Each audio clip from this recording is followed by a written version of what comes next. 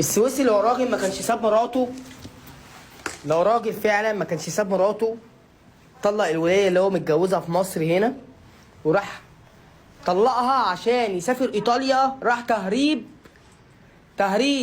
ايطاليا واتجوز واحده هناك عشان ياخد الجنسيه، ورمى مراته اللي كان واخد جايب منها عيل صغير.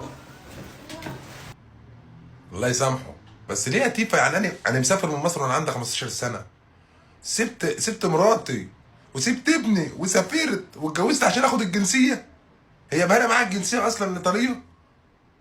يعني انا وانا عندي 15 سنه انفع اجيب عيال؟ ده ما كنتش بلغت يا جدع.